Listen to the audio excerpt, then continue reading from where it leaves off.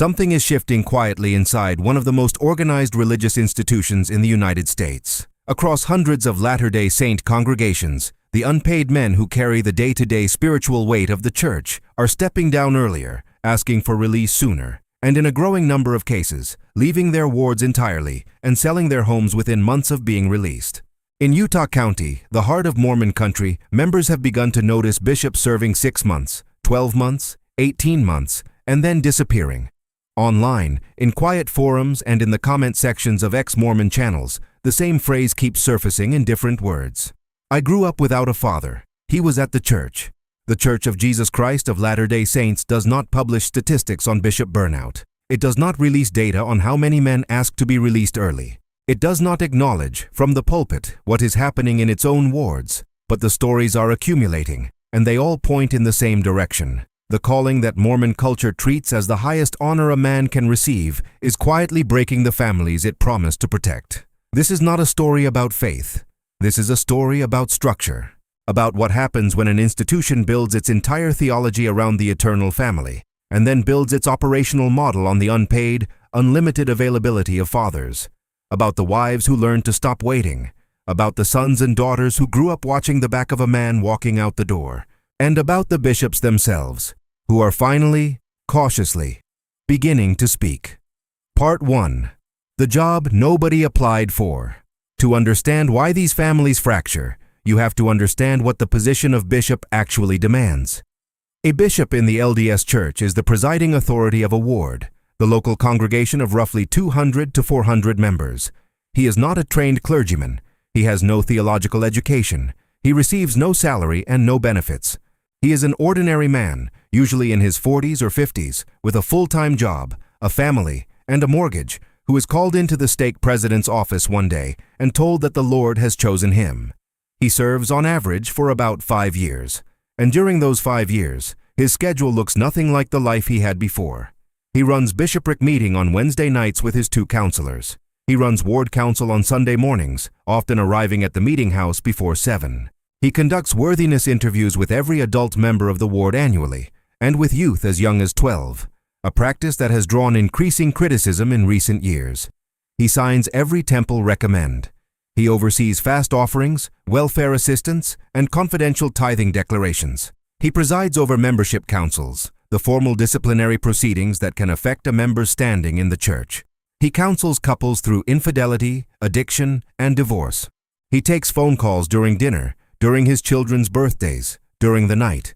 Internal estimates and outside studies have placed the average workload of a bishop at between 20 and 30 hours per week, on top of his full-time employment. There are weeks, current and former bishops have said publicly, when it climbs well past 40. And he is not allowed to say no when the calling is first extended. Technically, he has free agency. Culturally, he has almost none. To decline a calling as bishop, or even to ask for time to consider it, signals to the stake presidency, and eventually to the entire ward, that something must be wrong. Wrong with his testimony, wrong with his home, wrong with him. So he says yes. They all say yes. And the moment he does, an invisible timer starts counting down inside his own house. Part 2. The handbook that tried to fix it. Here is a fact the church does not advertise, but which is on the public record. In recent years, as reports of bishop burnout became harder to ignore, the church quietly updated the general handbook with new guidance aimed at reducing the workload on local leaders. Bishops were told to delegate more aggressively to the Elders Quorum President and the Relief Society President, who are meant to handle most of the daily care of adult members. Bishops were told that worthiness matters, and youth leadership should be their primary focus, not every emergency in every household. They were reminded, in soft but unmistakable language, that their own families should not be sacrificed to the calling. The intent was real. The language was gentle, and on paper, it looked like the institution was finally acknowledging the cost. So why did nothing change? Talk to men who served as bishops during or after these revisions, and the answer comes back with a weary consistency. The handbook changed. The culture did not. A bishop can read the new guidance on Tuesday and still receive a phone call on Wednesday from a stake president who expects him to be personally present at every crisis in his ward. He can be told to delegate and then be evaluated on how visibly involved he is in every family's life. He can be told that family comes first, and then sit in stake priesthood meeting and listen to other bishops be praised from the pulpit for their visible sacrifice, their missed dinners, their 20-hour Sundays, their willingness to give everything. In Latter-day Saint culture, the highest form of status a priesthood holder can hold is the status of the exhausted servant, and no administrative revision has ever been able to outweigh the gravitational pull of that status.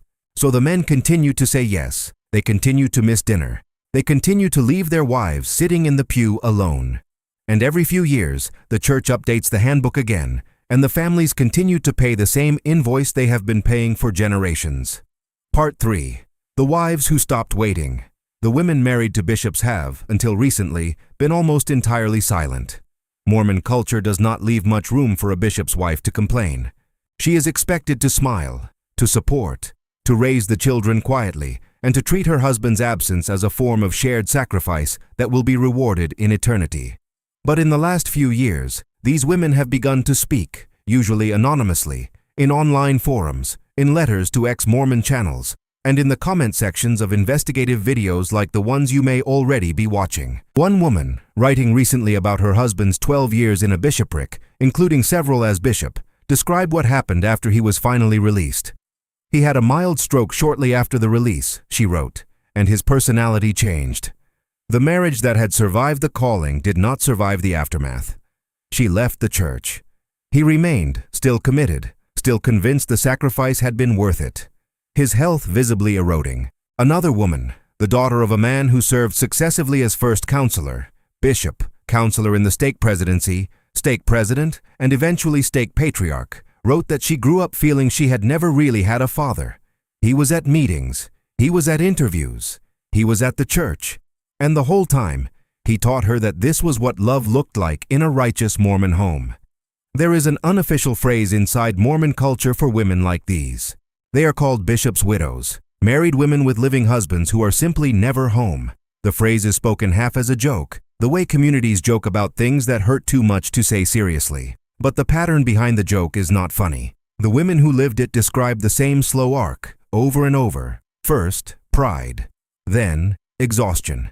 Then, a quiet grief that has no name because the culture refuses to name it. Then, eventually, the dangerous discovery that they have stopped missing him, that they have built a life in the shape of his absence, and that when the calling finally ends, they do not know how to welcome back a man who has not really been home in years.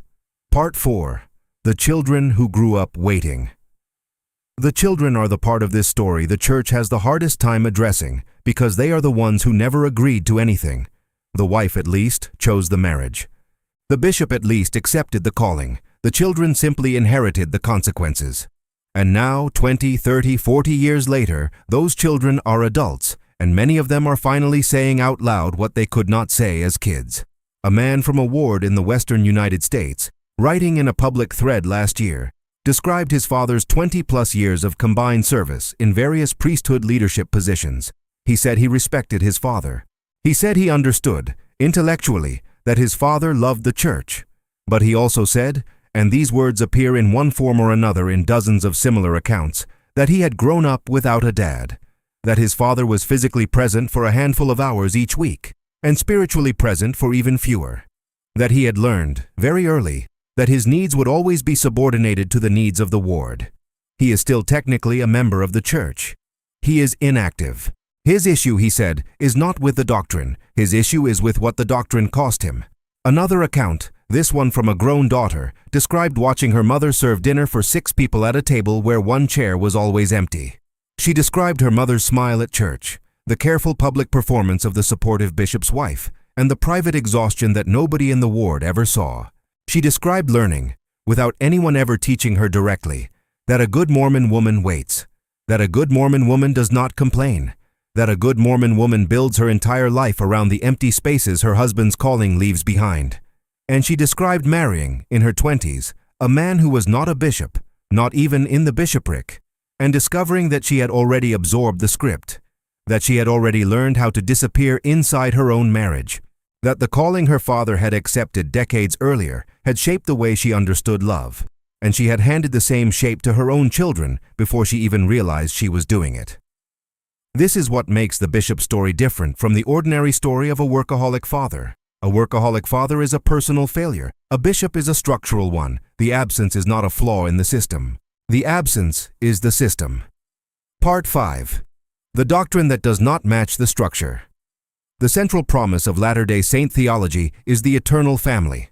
Husbands and wives sealed together forever in the temple. Parents and children bound across the veil. It is printed on temple walls, preached from every general conference pulpit, whispered in bedtime prayers. Families can be together forever. The family. A proclamation to the world, issued in 1995 and still treated as near scriptural within the church, declares that fathers are to preside over their families in love and righteousness, and that the family is ordained of God as the most important unit in time and in eternity. And yet the operational structure the church has built around that theology asks fathers, repeatedly and at every level of leadership, to prioritize the ward over the home. A bishop who arrives early, stays late, and skips his own children's events is praised as a man of God. A bishop who leaves a meeting early to attend his daughter's recital is, at best, quietly questioned. At worst, he is replaced. This is not a theoretical tension. It is a contradiction that every bishop and every bishop's family lives inside, every week, for years at a time. The church insists the family is eternal. The calling insists the family can wait. And the men caught in the middle are asked to believe that both of those things can be true simultaneously, even as the evidence accumulates in their own living rooms. Former bishops who have spoken publicly about this contradiction tend to use the same phrase. They say the calling taught them to love their ward. But they also say, more quietly, that it taught them how to be strangers in their own homes. One man described the moment he realized what had happened. He was counseling a younger father in his ward, giving the man the standard advice about presence and connection and showing up for your kids. And in the middle of that advice, he stopped because he understood that he had not done any of those things himself in years. That he had been giving other men the kind of fatherhood he had stopped giving his own children. He asked to be released shortly afterward. He told no one the real reason. Part 6. The men who are finally speaking.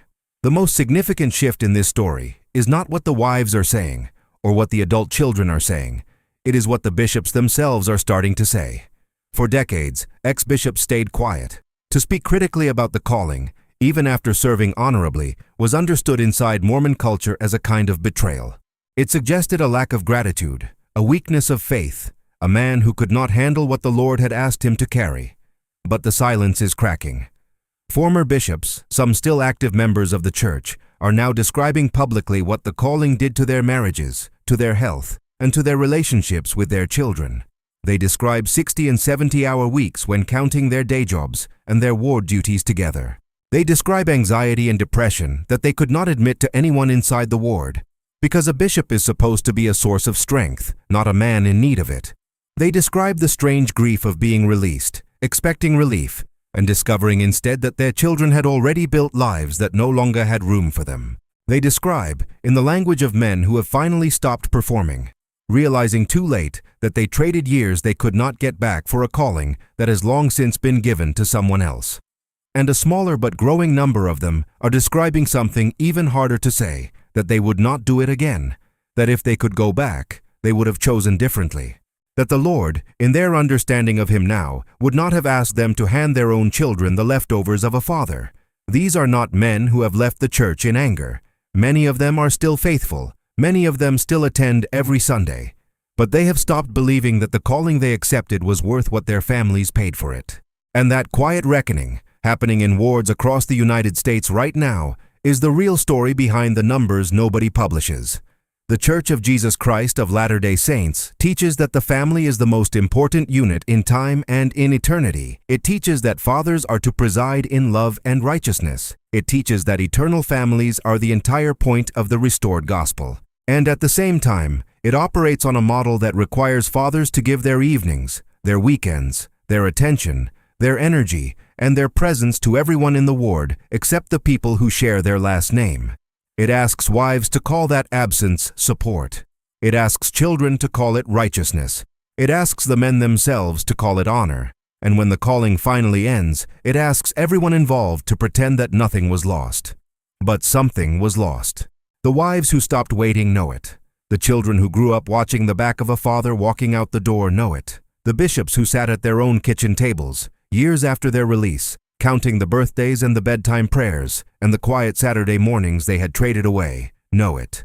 Eternity is a long time. The church promises that it will eventually repay what the calling cost. But eternity does not give back a childhood.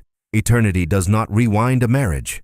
Eternity does not hand a grown daughter her father at the age she needed him, and eternity does not give a grown son the conversations he stopped trying to have when he was 12. The handbook can be revised. The language can be softened. General conference talks can praise family time and balance and boundaries. But the culture underneath the handbook still rewards the exhausted servant. The culture still measures a bishop's righteousness by how much of himself he is willing to spend.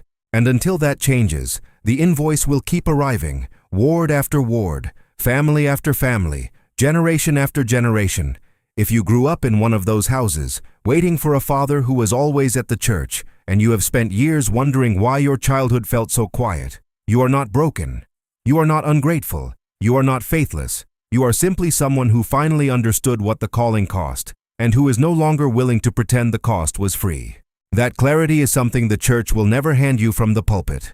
You have to find it yourself. And for a lot of people watching right now, that is exactly what is starting to happen. If any part of this resonated with you, if you are the wife who stopped waiting, or the son who learned to come second, or the daughter who only now is understanding what your mother carried in silence, or the former bishop still quietly counting the years you handed away, share your story in the comments. Somebody else watching this video is still trying to find the words, and hearing one honest voice is often all it takes to understand that the silence was never something they had to carry alone. Subscribe for more investigations into the parts of the Latter-day Saint story that the church does not tell from the pulpit. And if you know someone who grew up in a bishop's house, send them this video. They may have been waiting a very long time for someone to finally name what they lived through.